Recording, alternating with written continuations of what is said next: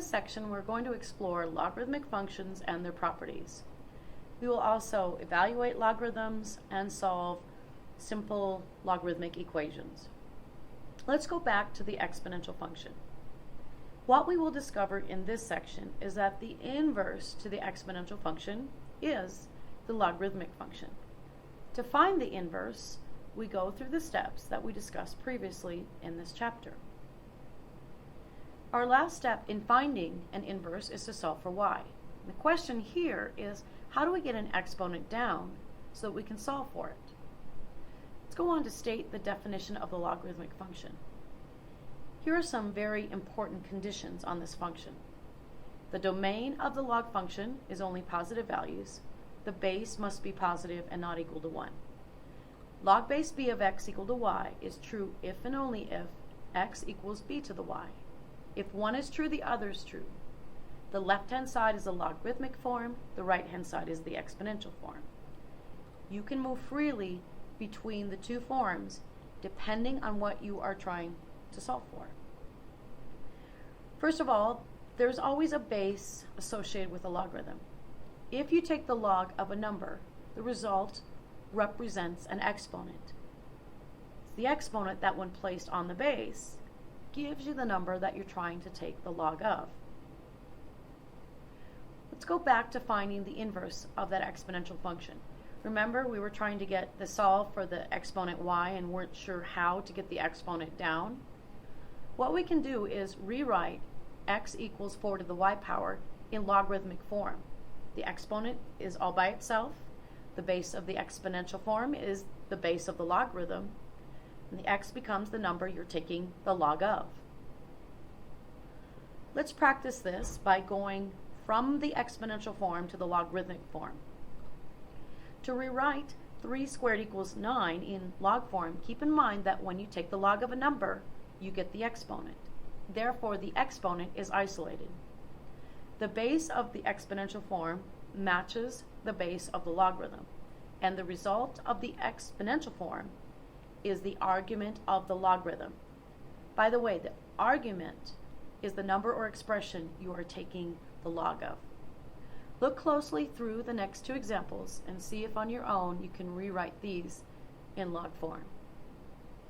To rewrite in exponential form, we will take the base and raise it to the isolated value.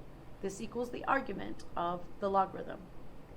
So for the first one, the base 4 is raised to the second power and equals the argument of x.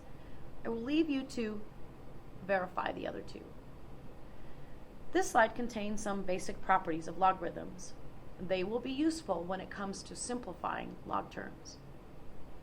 This property says, regardless of the base, if the argument is 1, the value is always 0. This property says that if the base of the logarithm is the same as what you're taking the log of, the result is always the exponent. Since the exponential and logarithmic functions are inverses of one another, and if the base of the exponential function is the same as that of the logarithmic function, one will undo what the other has done to the initial input value, and the result is just that. Let's use the properties we have just discussed on the following problems. The goal is to match the base of the logarithm to that of what you're taking the log of. For the first one, 9 is 3 squared, and if you replace 9 with 3 squared, you're now matching the bases, and the result is the exponent 2. As for the second, 1/8 is 1 over 2 cubed. Flip this up, changing the sign on the exponent. The result is then the exponent. As for the last one, we see a base of 3 halves. After some reflection on 9/4, we figure out 9/4 can be replaced with 3 halves squared. The bases are matched, and the result is again the exponent. This slide has us solving logarithmic equations. Regardless of where the unknown is, we will rewrite in exponential form to solve. Log base 3 of x equals 4 is 3 to the 4th equal to x. 3 to the 4th is 81. That's our result. Writing in exponential form, we get 2 to the x equal to 16. Since 16 is 2 to the 4th, we now use the property the exponential property of equality, and finish by setting exponents equal to one another. Last problem, written in exponential form, gives us x squared equal to 100. To solve x squared equal to 100, we square root both sides. I am only stating positive 10, not also negative 10, since x is the base and bases are defined to be greater than 0. The last couple of slides states the properties of the logarithmic function. To aid us in the understanding of the log function, we will restate the properties of the exponential function, its inverse. If you know the properties of one, you can sort out the properties of the other by interchanging the roles of x and y. The graph includes the graph of an exponential function with a base greater than 1 and that of its inverse. Notice the reflection about the line y equals x. Let's go through the properties. Remember, what we will be doing is switching x's and y's between the two functions.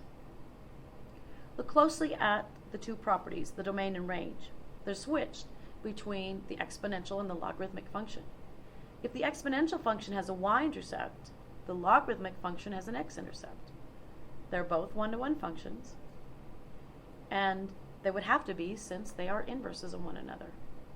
The last property says the exponential function has the x-axis as a horizontal asymptote, so the logarithmic function will have the y-axis as a vertical asymptote. Hopefully this has been helpful.